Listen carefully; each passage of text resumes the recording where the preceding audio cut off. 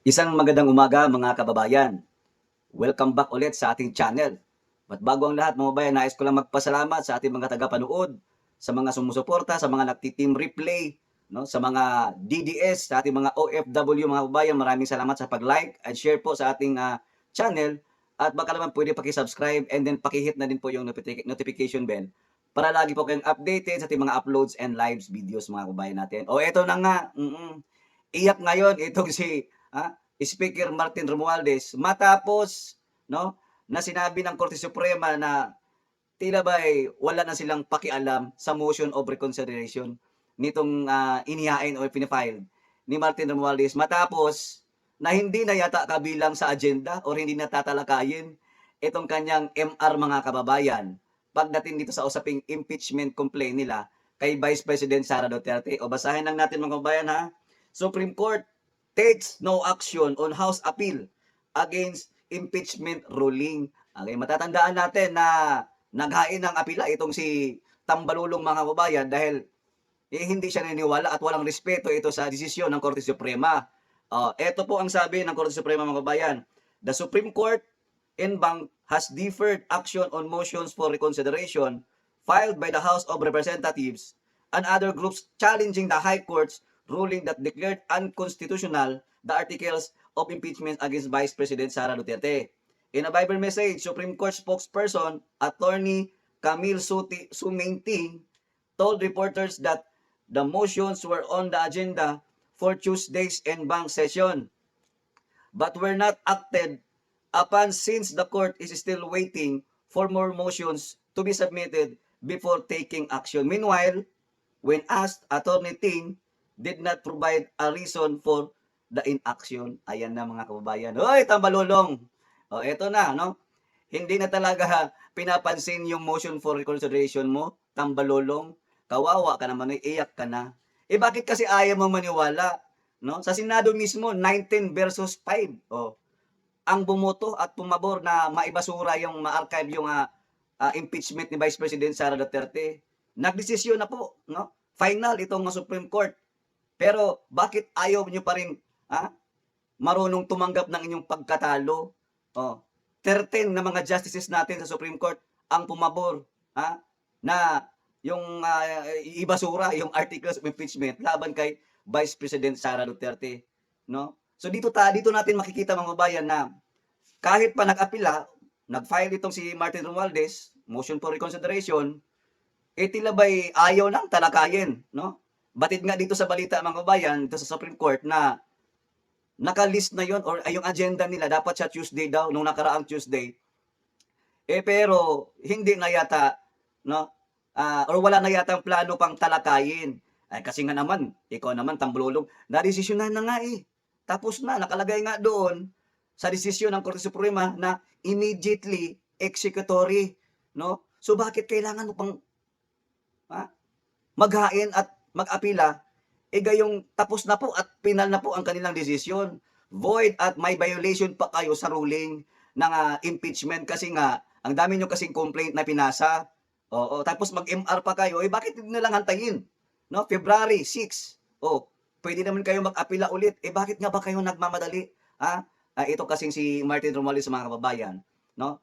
Kasi wala na kasi siyang wala na siyang pinapaniwalaan kahit Korte Suprema mismo, kahit yung mga senador, wala na siyang pakialam, no? Basta sa kanya, no, gagawin niya yung gusto niyang gawin. O, para bang ikokontrol niya itong mga ibang grupo na yung hindi pumabor sa gusto niyang mangyari.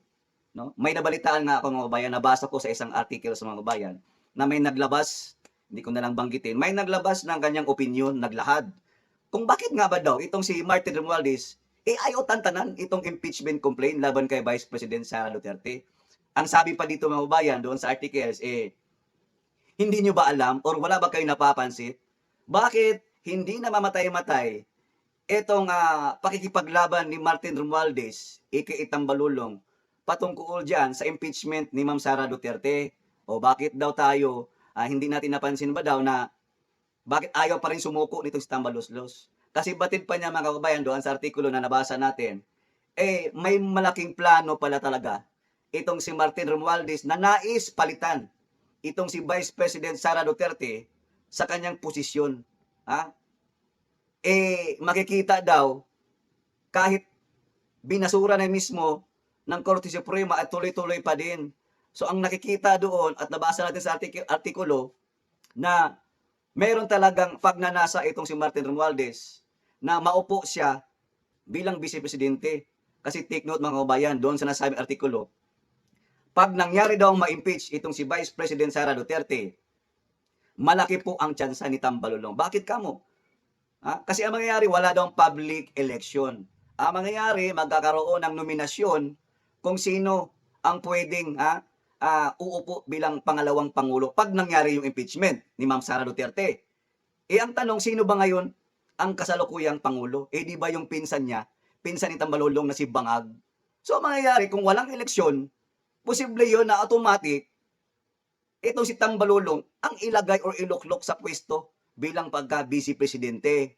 Pag nangyari yun mga kababayan, sigurado na po na walang ibang dahilan or talagang ang plano niyan, tatakbo din itong si Tambalulong bilang Pangulo sa 2028 pag naupo siya bilang vice presidente. Kita niyo mga kabayan yung kanilang mga estilo at galawan ni Tambalulong. Kaya nga wala siyang pinaniniwalaan. Kahit ito'y nadesisyonan na, void, may violation sa due process ng pag-submit nila ng kanilang articles of impeachment, kahit pinabura na ng 13 ka mga justices dyan sa Korte Suprema, kahit 19 ka mga senador ang pumabor na ibasura na versus sa 5 mga tukmol na mga senador na nangunguna dyan si Risa Ontiveros, Kiko Matching, Bam, Soto, Lacson, ayaw pa rin tumigil nitong si Tambaloslos. Akala siguro niya, maiisahan niya at makukumbinsin nila itong Korte Suprema. Kita nyo naman, dahil sa hindi nasunod ang kagustuhan ni Tambaloslos, abay, nagbigay pa o naghatid pa ng kanyang banat o nagtitreat pa, no? Itong si Tambalulong sa Korte Suprema na impeachable impeachable din kayo. Ibig sabihin dahil hindi niyo ako pinanigan, pwede ko rin kayong i-impeach. Tama ba 'yun? Halatang-halata na frustrated ka na, Tambalulong. Ang dami mo nang natukmol, ang dami mo nang nakain diyan, no?